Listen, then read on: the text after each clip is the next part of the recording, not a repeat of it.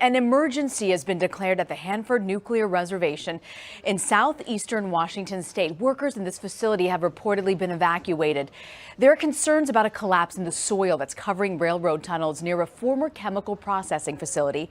The tunnels contain contaminated materials. We're going to continue to monitor this story and bring you information as we get it. Let's move on now to France, where police have begun an operation to clear out a makeshift refugee camp in the capital, Paris. The camp in northeast Paris houses around 1,000 refugees, mostly from Africa and Afghanistan. Local authorities say the asylum seekers were sleeping in unsanitary conditions in tents and on mattresses. A similar operation took place in November 2016 when thousands were removed from a camp in the capital. Police say the makeshift sites are illegal and must be removed, but rights groups complain of a dire shortage of accommodation centers for asylum seekers. Business as usual at the Gare du Nord railway station, one of the busiest transport hubs in Paris. But for more than 2 hours overnight, it was evacuated amid a major security alert. French media reports say armed police were hunting 3 men considered dangerous and thought to have arrived on a train from Valenciennes near the Belgian border. French intelligence had allegedly received information that the trio were due in the country and could be planning an attack. Unconfirmed reports said 2 of the men were thought to be Belgian nationals and 1 Afghan. No one of interest was found. France is under a state of emergency, having suffered a series of Islamist terror attacks over the past 2 years, in which more than 230 people have been killed.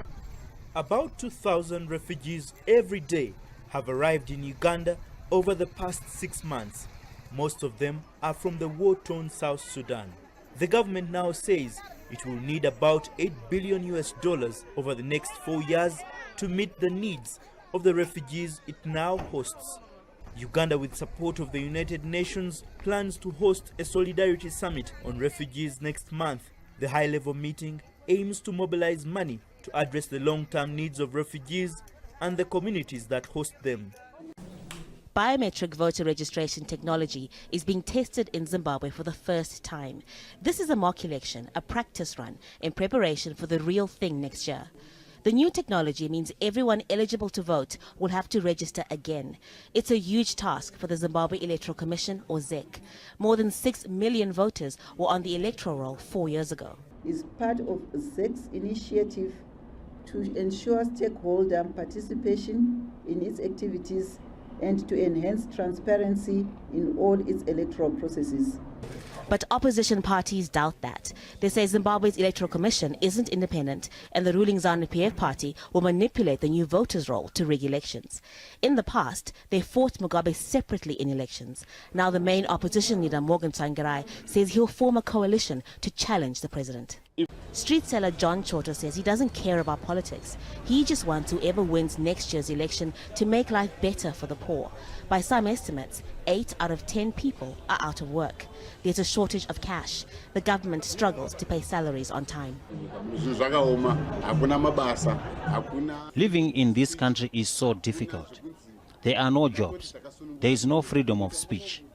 Things just seem to be getting worse. We just hope things get better one day.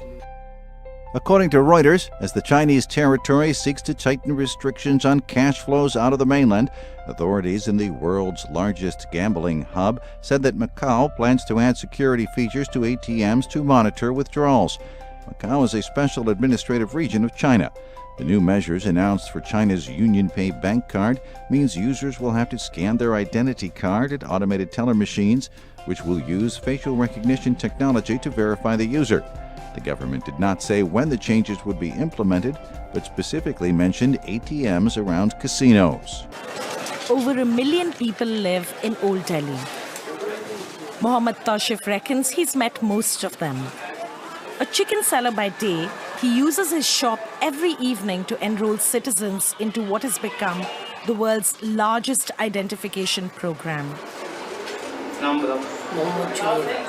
Launched in 2008, Aadhaar aims to provide an identification number to each of India's 1.3 billion people.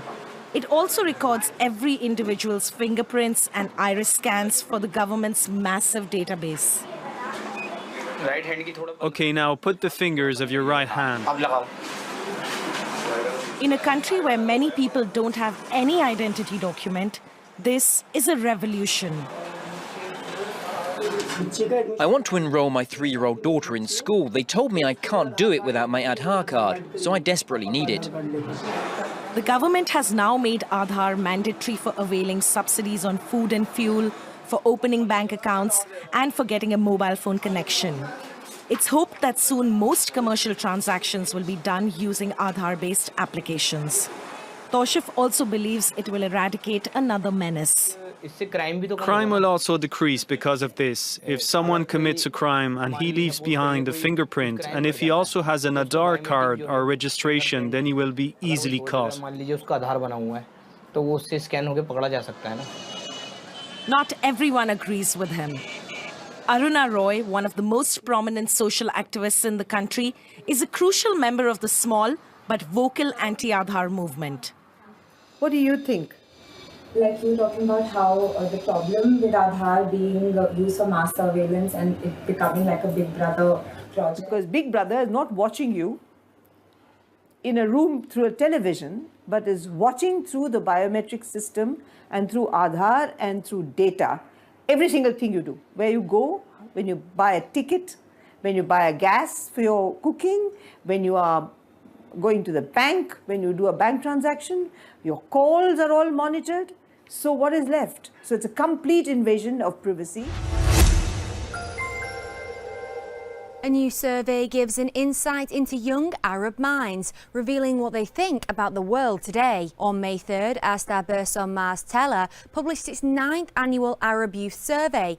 Earlier this year, 3,500 young adults from 16 Arab states were interviewed. Findings suggest that young Arabs are not optimistic about the future of their countries. 45% of the participants said they did not think their countries are going in the right direction. Nearly half the participants also said they are not satisfied with their country's education system. When asked about world current affairs, the majority of participants said they believe Russia now has replaced the US as their top non-Arab ally. The majority noted that they are not in favour of US President Donald Trump, and nearly half now consider the US as their enemy. The survey has generated great interest, with over 35,000 people following the Arab Youth Survey page on Facebook.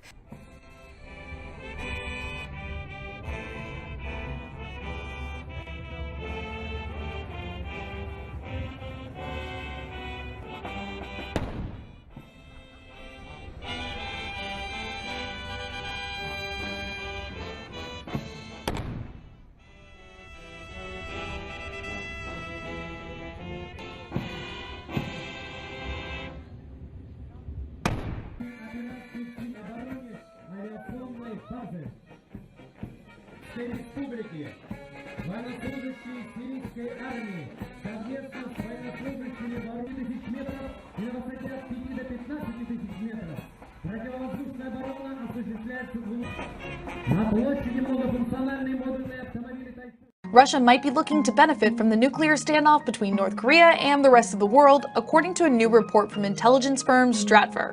The firm says that Russia has begun laying the groundwork that would bolster its ties to North Korea, which would increase its global leverage. That comes as relations between North Korea and China, its sole major ally, are beginning to fray. In April, Russian military hardware was spotted as it was transported to the North Korean border, but the Kremlin claims it was a pre-planned military exercise. Also, officials in both countries agreed to expand North Korean labor immigration to Russia this March.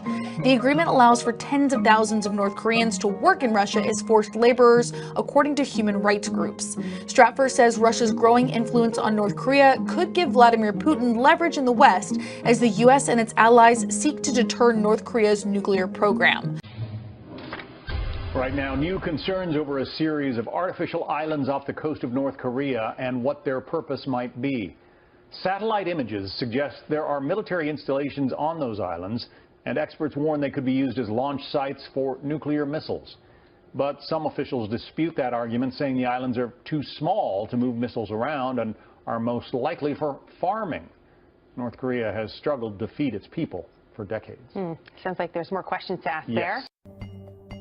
Exit polling and early results indicate that liberal reformer Moon Jae-in is set to succeed Park Geun-hye as the president of South Korea. Should he secure the election, Seoul's policy toward North Korea is expected to shift course. Moon has advocated for dialogue between North Korean leader Kim Jong-un and the South Korean government. Although voters mainly focused on issues related to corruption and the economy following the impeachment of Park, an increasingly hostile North Korea has loomed over the peninsula. Moon, a former Special Forces soldier and human rights lawyer, has called for a combination of diplomatic and economic cooperation with the North, including military and security measures. CNN has reported that on Monday, Turkish President Recep Tayyip Erdogan lashed out at Israel and urged more Muslims to visit the Temple Mount, or Noble Sanctuary site in Jerusalem. Speaking in Istanbul to the International Forum on Al-Quds Waqf, a conference aimed at promoting Palestinian economic development, Erdogan said that about 26,000 Turks visited Jerusalem last year. However, Erdogan suggested hundreds of thousands of Muslims should be making the trip. He said about 600,000 Americans, 400,000 Russians, and 300,000 French citizens visited Jerusalem in 2015. According to defense officials, the president has approved a plan to arm the Syrian Kurdish militia. The officials stated that proposed equipment for the YPG includes bulldozers, engineering gear, rifles, ammunition, armor, and communications gear. The slew of military equipment adds more speculation to the Kurds' role in reclaiming Raqqa, the Islamic State's de facto capital in Syria. One official stated the move is significant because the Syrian Democratic Forces, which include the YPG, will likely lead the assault on Raqqa. The Pentagon may get more involved in Afghanistan after more than 15 years of fighting there. President Trump will consider a plan to add more troops to the fight against the Taliban. The plan would increase the number of American and NATO forces in the country. Margaret Brennan is at the White House with what's next in the fight against the insurgents. Margaret, good morning. Good morning. Well, recommendations from the president's top national security advisors will land on his desk this week. And it puts in front of President Trump a key decision of whether to expand the U.S. military role in Afghanistan, already America's longest war. Mr. Trump will be advised to deploy around 3,000 more troops, some American and some from NATO allied countries, to join the more than 8,000 U.S. troops already assisting the Afghan military. The U.S. is requesting that NATO contribute as many troops as possible, and then the number of American troops would depend on that NATO contribution. But a high-ranking military official tells CBS News that the Pentagon will ultimately decide on the number made available.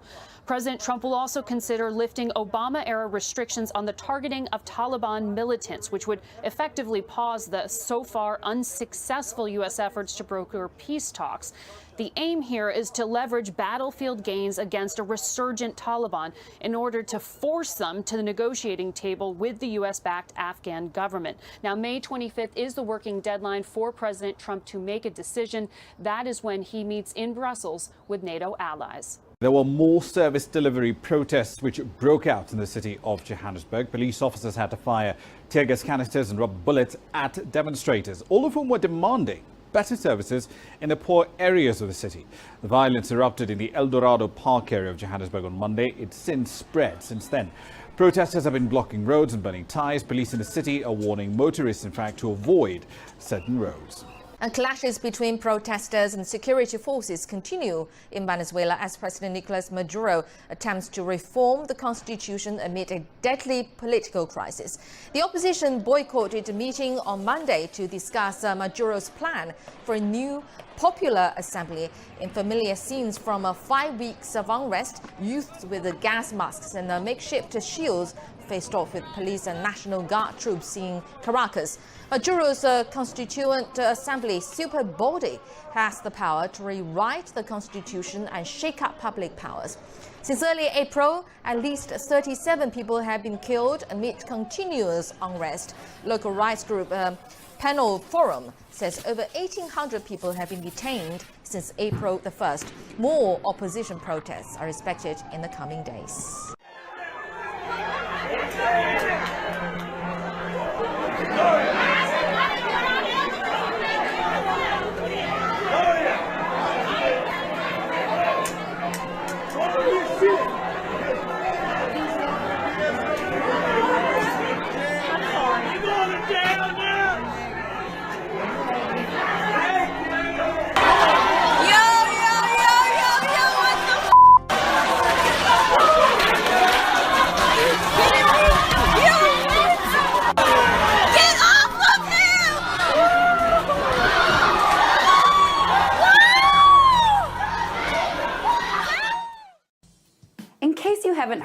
Lots of people don't like billionaire George Soros. They accuse him of being someone who uses his massive heaps of money to manipulate world politics, while disguising it as being some sort of humanitarian effort. Like he pretends he's saving the world when really he's just trying to own it. The reason they think that is because he funds all these international nonprofits that organize things like protests. And he puts a ton of money into political races around the whole globe. In fact, even the country he's from, Hungary, accuses him of being the world's biggest meddler. Fox News just quoted the country's top education official as calling Soros a funder of pseudo-civil society spy groups. The same Fox News article quoted former Department of Justice Attorney Adams as saying, Americans do not understand the extent to which Soros fuels this anti-constitutional, anti-American agenda. And the reason Fox News was writing all these things about Soros is because he now stands accused, once again, of meddling with a country's politics. A new $10 billion lawsuit has been filed against Soros in a New York federal court by an Israeli company called BSG Resources. BSG is accusing Soros of meddling with the politics of Guinea, a country where many citizens are malnourished. BSG says that Soros uses his sway with the government of Guinea to freeze them out of iron ore mining contracts, solely out of malice, they say. They say Soros orchestrated a bribery probe into them to prevent them from winning contracts. Now, BSG has its own scandals, and for his part, Soros is denying all of the allegations in the suit. So we'll have to see what the courts have to say on this one. But the case is just one more in a long line of people accusing Soros of meddling. He's been accused of meddling in the politics of too many countries to even keep track of at this point, because he funds so many organizations who in turn organize so many efforts to sway politics that it's just mind-boggling. Just Google his Open Society foundations, and you'll start to get a feel for how many billions of dollars this one man pours into how many billions of places to spread his influence on the planet. Seriously, there's no doubt that Soros has an agenda for the planet, which involves funding organizations who back protesters and others he happens to agree with. And he has his hedge fund billions that he uses to get power. That's why a lot of people don't like him, and that's why this latest suit comes as no surprise at all. Backlash is growing over where the world's top bottled water producer gets its supplies. Nestle collects millions of gallons a year from springs in Southern California, an area that's actually prone to drought. And as the company tries to meet the rising demand, activists are voicing their concern. Maria Villarreal got a rare look at one of the springs at the heart of the controversy in the mountains next to San Bernardino, California. That's pretty. In the San Bernardino Mountains outside Los Angeles, this intricate maze of pipes collects and funnels tens of millions of gallons of water each year. It's the original source for Nestle's Arrowhead water, but the steep terrain covered in thick brush is only easily accessible by helicopter. Larry Lawrence, who manages this spring for Nestle Waters, brought us deep into the canyon. These are naturally flowing sources. We don't pump anything, we don't siphon anything, it just naturally flows in the pipe. Spring water collects in this tunnel and moves downhill through this pipeline. From the top of the pipeline to the very bottom is 7.2 miles. At the bottom, tanker trucks load and transport it to a nearby plant where they bottle the water. The water business is booming. Bottled water sales are up nearly 9% over the last year, which has sent Nestle looking for new sources to meet customer demand. Of their current 40 water sources around the country, 11 are in California, a state dealing with long-term drought concerns. Every gallon of water that is taken out of a natural system for bottled water is a gallon of water that doesn't flow down a stream, that doesn't support a natural ecosystem. Nestle has faced protests over its water collection in California, both because of the drought and the fact that this site is on public land.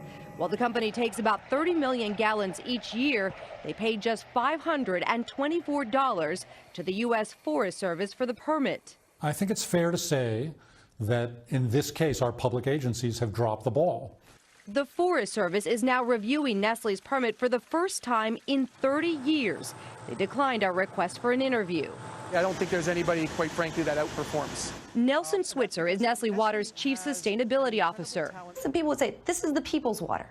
Is it fair that you guys make so much money off of it? Nestle has water rights, of course, in this area. From a legal standpoint, of course it's fair. From a perception standpoint, I understand why people are asking that question.